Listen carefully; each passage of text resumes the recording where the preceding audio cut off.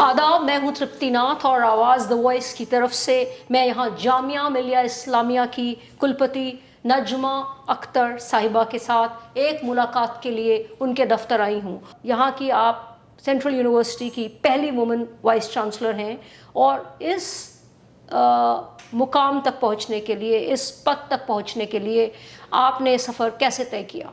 अपने काम को अगर कोई भी इंसान अच्छी तरह से करता है तो वो उसकी सफलता की सीढ़ियाँ चढ़ता जाता है। एक महिला हो या फिर पुरुष हो, वाइस चांसलर बनने के लिए जितनी मेहनत करने की ज़रूरत है आपको, न सिर्फ क्लास में पढ़ाने की बल्कि एक एडमिनिस्ट्रेशन की एक्सपीरियंस की भी। मैंने भी वही किया और मैं फॉर्चुनेट हूँ, मेरा सौभाग्य है कि देश में इतने सालों तक कोई महिला वाइस चांसलर नहीं चुनी गई थी सेंट्रल यूनिवर्सिटीज़ के लिए, और मैं पहली बार चुनी गई हूँ। तो मुझे एक अच्छा एग्जाम्पल ही सेट करना था इसके बाद, और कोई ऑप्शन नहीं था मेरे पास। जामिया मिलिया इस्लामिया मैम देश के सबसे प्रमुख अल्पसंख्यक संस्थानों में गिना जाता है और जामिया मिलिया इस्लामिया में मुस्लिम समुदाय को आगे बढ़ाने के लिए आपने क्या किया है, क्या योगदान रहा है आपका? इस यूनिवर्सिटी के में ये नेशनल यूनिवर्सिटी है जी, इसमें हर तरह का बच्चा आता है, पूरे देश से, जगह जगह से, इसलिए उन सब के लिए दरवाजे खोले हुए हैं इसने, जामिया मिलिया इस्लामिया ने। यहाँ पे कुछ रिजर्वेशंस भी हैं मुस्लिम्स के लिए, जो कि क्योंकि ये माइनॉरिटी इंस्टीट्यूशन है, और वो माइनॉरिटी इंस्टीट्यूशन जो हमारे कॉन्स्टिट्यूशन ने बनाने का हक दिया है हमको, उसके हिसाब से जो भी रिजर्वेशंस होते हैं वो सब हैं। इसके अंदर हर तरह का बच्चा आ सकता है, मगर क्योंकि जिस एरिया में ये है उसके आसपास या कुछ और एरियाज़ में केरला से, कश्मीर से कुछ काफ़ी मुस्लिम्स अट्रैक्ट होते हैं इसमें, तो हमारे पास मुस्लिम्स का नंबर अच्छा खासा आता है। बट दिस डजंट मीन कि बाकी लोगों के लिए ये यूनिवर्सिटी नहीं है। ये यूनिवर्सिटी तो भारत के हर सिटीज़न के लिए ओपन है। मैडम, आपको 2022 में भारत सरकार ने पद्मश्री से नवाजा, ये बहुत काबिल तारीफ़ है। और आपको क्या लगता है कि शिक्षा और साहित्य में आपने ऐसा क्या योगदान किया जो आपको इस सर्वोच्च अवार्ड से सम्मानित किया गया? मुझे लगता है कि जो काम मैं यहाँ कर रही थी as a first women vice chancellor of a central university, उसको हमारी सरकार ने, हमारी गवर्नमेंट ने ध्यान में रखा और देखा कि एक महिला के आने के बाद ये यूनिवर्सिटी कितनी तेज़ ऊपर गई है। और ये यूनिवर्सिटी जब ऊपर गई है अपने NIRF में या NAC एक्रेडिटेशन में, जो कि हाईएस्ट लेवल हम लोग इस वक्त अटेन करे हुए हैं, तो वो ऐसी बात थी कि उसको इग्नोर नहीं किया जा सकता था। मुझे शिक्षा और लिटरेचर और एजुकेशन इन दोनों में उन्होंने देखा। पद्मश्री के लिए भारत सरकार ने मुझे चुना, इसके लिए मैं बहुत आभारी हूँ कि उन्होंने मेरे काम को देखा और सराहा और इतने ऊंचे सम्मान से सम्मान मुझे दिया।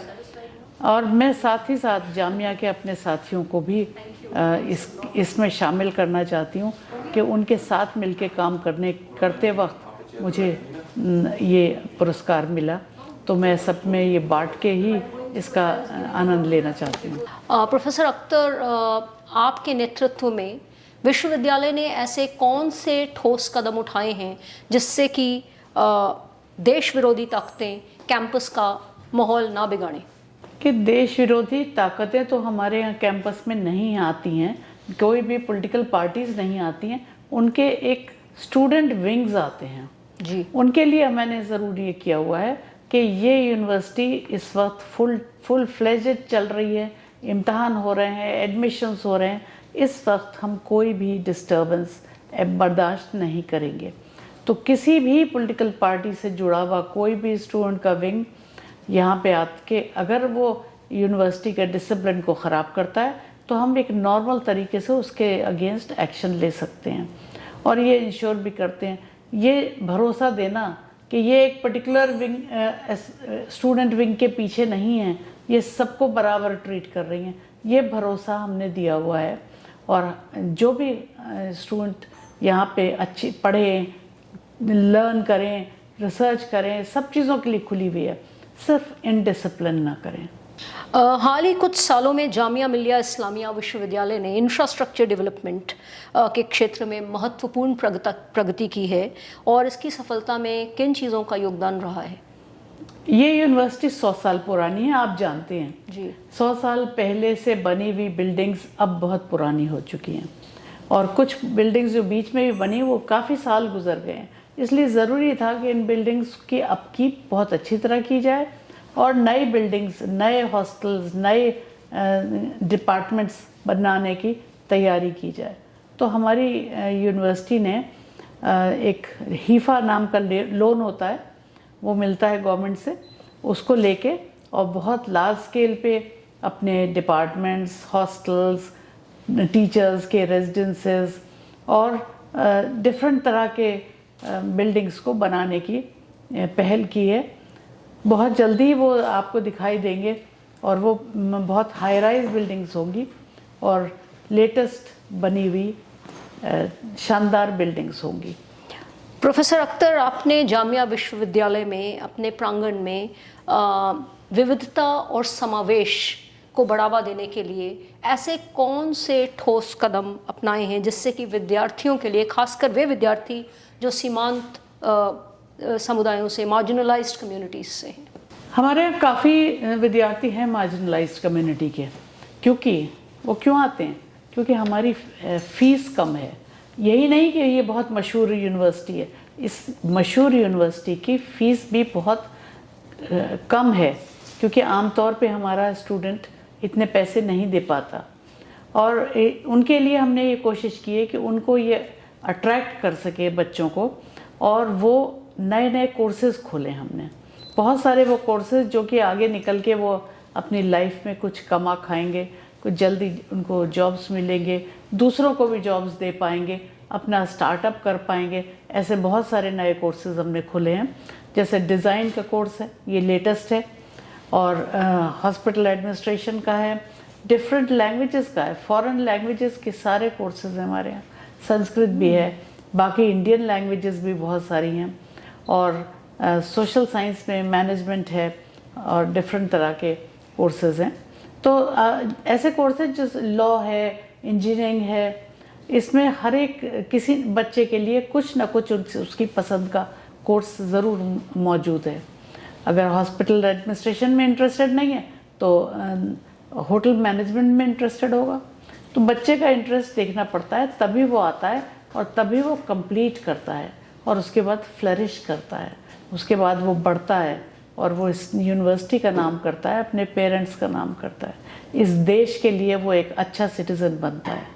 हमारी कोशिश है कि यहाँ से निकलने वाला हर बच्चा इस देश के लिए एक भावी जो सिटीज़न होगा, भावी जो चलाएगा जो हमारी देश को आगे, वो एक अच्छा सिटीज़न हो, एक देशभक्त सिटीज़न हो। That's very interesting. Madam, Jamia का इतिहास और विरासत बहुत समृद्ध रहा है, और बदलते समय में विश्वविद्यालयों ने इस विश्वविद्यालय ने खासकर परंपरा और मूल्यों को कैसे बनाए रखा है? देखिए, हमें अपने मूल्य और अपने परंपरा को हमेशा ज़िंदा रखना होता है, चाहे वो देश की हो, चाहे अपनी किसी यूनिवर्सिटी की हो। तो उसी तरह से हमने भी इसमें कोशिश की है, और हमारे जो फाउंडर्स थे उन्होंने जिस सोच के साथ इस यूनिवर्सिटी को लाए थे, ये यूनिवर्सिटी किसी फंडिंग से नहीं बनी थी, किसी गवर्नमेंट फंडिंग से नहीं बनी है। ये उन लोगों ने बनाई जिन्होंने ये सोचा कि हमारे देश के लिए, जो गांधी जी के पीछे चले और गांधी जी के पद चिन्हों पे चलने की वजह से उन्होंने वो सारे काम किए जो हमारे देश की आज़ादी के वक्त ज़रूरी था जिनका होना। और इसीलिए एजुकेशन देना एक बहुत इम्पॉर्टेंट बात थी।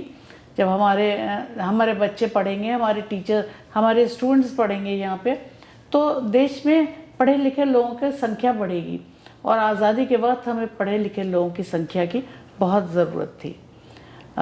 उन सारे मूल्यों को रखने के लिए हम अपने फाउंडेशन डे पे और बहुत अच्छी तरह से याद करते हैं अपने फाउंडर्स को, उनके दिए हुए मिशन को, उनकी यादों को, और अपने हर प्रोग्राम में जब हमारे कोई नए लोग ज्वाइन करते हैं उनको इंट्रोड्यूस करते हैं कि you are not joining a university, you are joining a university which was founded by the great people of that time when India was not independent, और जिन्होंने मेहनत करी थी और इस इंडिपेंडेंस को लाने में जिन्होंने कंट्रीब्यूट किया है अपने हाथों पैरों और अपने जान से जिसको किया है। तो इसलिए हम उनकी यादें रखते हैं यहाँ पे। आपको एक पूरा म्यूज़ियम है हमारे पास, प्रेमचंद आर्काइव्स कहलाता है। वो आर्काइव्स हैं इस यूनिवर्सिटी की के बनने से लेके आज तक की जो चीज़ें होती रहीं। बहुत कम यूनिवर्सिटीज़ में मैंने ऐसे आर्काइव्स देखे हैं जैसे इस यूनिवर्सिटी ने अपनी हिस्ट्री को संजो के रखा है। मैडम, चूँकि मैं यहाँ पढ़ी हूँ, मुझे यहाँ हमेशा लगा कि यहाँ के एकेडमिक एनवायरनमेंट में बहुत अच्छी इंटरफेथ यूनिटी का मिसाल मिला, और ऐसी इंटरफेथ यूनिटी को बनाए रखने के लिए और संवाद और समझ बनाए रखने के लिए आपने क्या कदम उठाए? जब आप जामिया में आते हैं जी, तो आपको ये ऐसा लगता है जैसे भारत का एक मिनी स्ट्रक्चर, हर चीज़ जो भारत में है वो आपको यहाँ दिखाई देगी, हर लैंग्वेज, हर जगह का आदमी यहाँ दिखाई देगा, क्योंकि यहाँ हम सबको अट्रैक्ट करते हैं। हमारे एडमिशन टेस्ट भी पूरे इंडिया में फैल के होते हैं ताकि उस जगह का बच्चा हमारी पकड़ से दूर ना रह जाए, उसको ये मौका मिले कि वो यहाँ आ सके। तो इसके लिए ज़रूरी है कि हम देश के कोने कोने से टीचर्स को भी लाएं। आपको यहाँ टीचर्स मिलेंगे हर तरह के, हिंदू मुस्लिम सिख ईसाई नहीं, आपको रीजनलिज्म के हिसाब से, रीजन के हिसाब से भी आपको टीचर्स मिलेंगे जिनकी लैंग्वेजेस भी फ़र्क हैं और जो उन बच्चों से कम्युनिकेट कर सकते हैं जो दूर से आए हैं।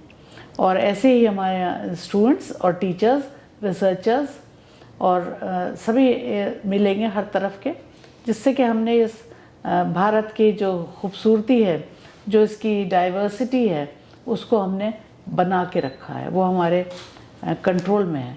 उसको हम लोग की बहुत मेहनत से हम उसको बचा के रखते हैं ताकि यहाँ आया हुआ बच्चा जो दूर से आया, अपने देश को, अपने रीजन को छोड़ के आया है, उसको ये ना लगे कि हम अपने घर से दूर हैं। मैडम, क्या आप अपने विश्वविद्यालय के कुछ भूतपूर्व छात्रों के बारे में हमें बता सकती हैं जिन्होंने सामाजिक न्याय, शिक्षा और जन सेवा के क्षेत्रों में महत्वपूर्ण भूमिका निभाई है? अब मेरे वो जो एलुमनाई हैं जो हम इस यूनिवर्सिटी से निकले हैं, उनकी एक प्रॉपर हमने एक वो बनाई है एसोसिएशन, जामिया एलुमनाई कनेक्ट। उसके लिए तो आपको एक पूरा अलग ही प्रोग्राम करना पड़ेगा, मगर क्योंकि हमारे बहुत सारे जो छात्र यहाँ से निकले हैं और उन्होंने दुनिया में जाके बहुत नाम किया है। अगर क्रिकेट के में तो या मैं एक सब्जेक्ट का नहीं कहूँगी, क्योंकि अगर मैं एक का कहूँगी तो दूसरे में भी होगा। हमारे मास कम्युनिकेशन तो वहाँ से हज़ारों बच्चे निकल रहे हैं जो जाके न सिर्फ अच्छी फिल्में बना रहे हैं, अच्छे टीवी पे काम कर रहे हैं, बल्कि वो बहुत नाम भी कर रहे हैं और इनाम भी मिल रहे हैं उनको। तो इसलिए वो बच्चे जब हमारे यहाँ से निकले हुए एलुमनाई जो हैं, उनके हम बार बार मीटिंग्स करते हैं, उनको इनवाइट करते हैं और उनको इज़्ज़त देते हैं यहाँ बुला के। और इस तरह से हमें मालूम भी होता रहता है कि देश में और विदेश में जामिया के छात्र क्या कर रहे हैं। मैंने भी कई विदेश के भी और देश के भी प्रोग्राम्स को अटेंड किया है और मुझे बहुत ही सेटिस्फाइंग ये लगा कि वो बच्चे जो यहाँ से निकले थे आज बड़े हैं, काफ़ी बड़े हैं, काफ़ी वेल एस्टैब्लिश्ड हैं और न सिर्फ अपना काम अच्छा कर रहे हैं बल्कि जामिया की यंग बच्चों को भी सपोर्ट कर रहे हैं। जब वो दूसरे देश में जाते हैं तो कुछ दिन उनकी देखभाल वो करते हैं ताकि वो वहाँ जाके अकेला ना फील करें। मैम, आपकी यूनिवर्सिटी का सिविल सर्विसेज कोचिंग इंस्टीट्यूट देश में एक मिसाल बन गया है। सारे सिविल सर्विस एस्पिरेंट्स यहाँ आके पढ़ना चाहते हैं। मेरे ख्याल से शायद ये रेजिडेंशियल फैसिलिटी है और शायद कोई रिटायर्ड IAS इसे चला रहे हैं। इसकी शुरुआत कैसे हुई, आप ज़रा इसके बारे में हमें कुछ बताएंगी? RCA residential coaching academy Jamia चला रहा है, कोई इंडिविजुअल नहीं चला रहे हैं उसको। जामिया की ही पहल है ये। इसे गवर्नमेंट ने हमें फंडिंग दी थी इसकी, मगर इसको इस लेवल तक हम ले जाएंगे ये तो हमने खुद भी नहीं सोचा था। और आज ये बहुत ही मशहूर है, पूरी इंडिया में जितने भी जगह दिया गया है इसके लिए फंडिंग, उन सबसे बेहतर है ये। हर साल हमारे 25-30 लोग तो आईएएस में सेलेक्ट हो जाते हैं, और उसके अलावा जो स्टेट फैसिलिटीज़ हैं, स्टेट जो सर्विसेज हैं, उनमें तो बहुत ही सारे हो जाते हैं। ये रेजिडेंशियल कोचिंग है। इसके लिए हमारी सिर्फ एक ज़रूरत है कि हम एकेडमिकली बहुत साउंड बच्चे को लाएं यहाँ पे, और वो डेडिकेटेड हो, उसका एम हो कि मुझे आईएएस में या अलाइड में या किसी और सब्जेक्ट में, किसी और आईएफएस और में आना है, ताकि उसके मोटिवेशन जो है उसको हेल्प करता है। यहाँ पे सारे बच्चे हॉस्टल में रहते हैं, और वो उनकी पढ़ाई और उनका सब कुछ जामिया की तरफ से है, उन्हें कोई ख़र्चा नहीं उठाना पड़ता। अगर वो कहीं भी कोचिंग में प्राइवेट में जाते तो लाखों रुपए खर्च होते। और यहाँ पे जो इम्पॉर्टेंट चीज़ है, ना सिर्फ क्लासरूम के अंदर की एक्टिविटीज़, हम एक्सपर्ट्स को बुला के उनको लेक्चर्स करवाते हैं। इम्पॉर्टेंट ये भी मैं मानती हूँ कि पीयर ग्रुप का प्रेशर जो है वो बहुत इम्पॉर्टेंट है। एक दूसरे से सीखने का जज्बा जो है, जब सब पढ़ रहे हैं तो मैं अकेला कैसे ना पढ़ूँ, ये सोच जो है उनको बहुत इनकरेज करती है। और जब वो सिलेक्ट हो जाते हैं मेंस के लिए, तब हम उनका मॉक इंटरव्यूज़ कराते हैं, ताकि जब वो इंटरव्यू में जाएं तो उनको पहली बार जाना ना लगे, उन्हें पता हो कि हम कैसे जाएंगे, कैसे जवाब देंगे। इसीलिए हमारे यहाँ न सिर्फ सिलेक्ट होते हैं, बल्कि पिछले साल यानी 2022 में जो आईएएस की टॉपर थी श्रुति शर्मा, वो हमारे ही जामिया के आरसीए की प्रोडक्ट थी। राइट। ये हमारे लिए बहुत प्राइड का मौका है। और इसके अलावा भी बहुत लड़कियां और बहुत लड़के यहाँ पे सिलेक्ट होके हम लोग को इज्जत दे चुके हैं हमारी यूनिवर्सिटी। एक वुमन लीडर की हैसियत से आप एकेडमिक लीडरशिप में महिलाओं को कैसे बढ़ावा देती हैं? ये तो जो आज भी जगह जगह कहीं बैठी हुई हैं लेडीज़ किसी इम्पोर्टेंट पोजीशन पे, वो खुशकिस्मत है कि वो वहाँ बैठी हैं। क्योंकि हमारी जनरेशन या मेरे बाद की भी जनरेशन में इतना आसान नहीं था ऊपर बढ़ना, मगर इसलिए हमारी जिम्मेदारी है, हमारा धर्म है कि हम अगली हर लेडी को, हर वुमेन को इनकरेज करें कि जब मैंने किया है तो तुम भी कर सकती हो। इसलिए इनको इनकरेज करना, चाहे वो मेरी यूनिवर्सिटी की टीचर्स हों, चाहे कोई भी हो, कोई भी लड़की आए मेरे पास पूछती है कि मैं क्या करूँ इसके आगे, तो उसको गाइड करती हूँ मैं। और मेरे यहाँ के स्टूडेंट्स जो हैं उनको इनकरेज करना, बार बार उनसे बातचीत करके उनको बताना कि तुम कोई किसी चीज़ में किसी से कम नहीं हो, तुम्हें आगे बढ़ना ही बढ़ना है। हमारे यहाँ जो पोजीशंस हैं उसमें एक ज़माने में हमारी चांसलर जो थी मैडम नजमा हेप्तुल्ला, वो थी। एक मैं वाइस चांसलर थी, मेरी प्रो वाइस चांसलर तस्नीम थी, मेरे फाइनेंस ऑफिसर मैडम बत्रा थी, और सारे डीन्स जितने हैं उनमें से करीब आधे डीन्स जो थे वो लेडीज़ थी। ये सारी पोजीशंस पे बैठे होगी अगर कोई महिला, तो वो अपने यहाँ की लड़कियों को कैसे इनकरेज नहीं करेगी। हमारी स्टूडेंट्स जो हैं इस वक्त सब चीज़ों में टॉप कर रही हैं, बाहर से भी स्कॉलरशिप्स और फेलोशिप्स ला रही हैं। प्राइम मिनिस्टर्स रिसर्च फेलोशिप जो बहुत मशहूर है, वो काफ़ी नंबर में लड़कियां ला चुकी हैं हमारे यहाँ। लड़के भी लाए हैं, ऐसा नहीं है, हम उनको डिस्करेज नहीं करते, बट ये वो कमज़ोर ग्रुप है जिसको सहारा देने की ज़रूरत है। और थोड़े एक जनरेशन और गुजर जाए, फिर ये सहारे की ज़रूरत नहीं रहेगी। लड़की अपने आप से बढ़ के लेगी, उसको सिर्फ पहली बार पढ़ने का, आगे बढ़ने का और इनकरेजमेंट मिल जाए, ये मेरी कोशिश रहती है। प्रोफेसर अख्तर, आपने 2019 में कुलपति का कार्यभार संभाला और बहुत ही कम सालों में आपने जामिया को एक ब्रांड बना दिया है। ये वाकई काबिल तारीफ़ है और हम आवाज़ द वॉइस की तरफ से आपको इसकी बधाई भी देना चाहते हैं। और ख़ासकर ऐसे दौर में जब बहुत अनेक विश्वविद्यालय ऐसे हैं जिनको बहुत चुनौतियों का सामना करना पड़ रहा है, आपने ये कैसे हासिल किया? कोई सक्सेस मंत्र रहा है आपका? ये कोई मंत्र नहीं होता है, सिर्फ ये बात है कि हम कोई यूनिक यूनिवर्सिटी नहीं है।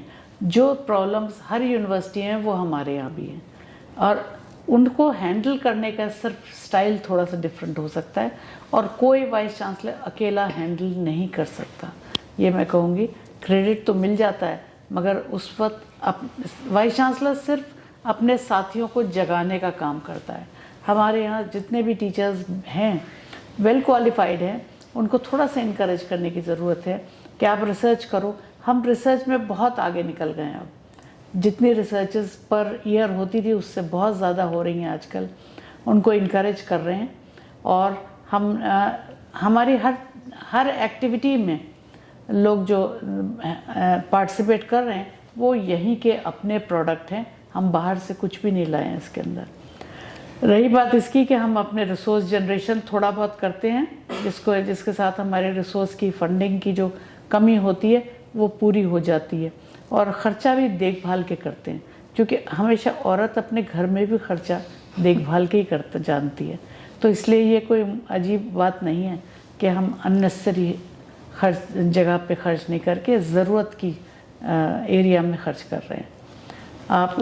हमारी यूनिवर्सिटी का जो नाम है वो हमारे ये कोलैबोरेटिव एफर्ट से, एक टोटल टीम वर्क से ऊपर गया है, और मैं मानती हूँ कि जब ये टीम बन गई है तो ये टीम आगे तक भी रहेगी, हमेशा रहेगी, और इसके नाम को जहाँ तक पहुँच गए हैं हम उसको बचाने की कोशिश करती रहेगी।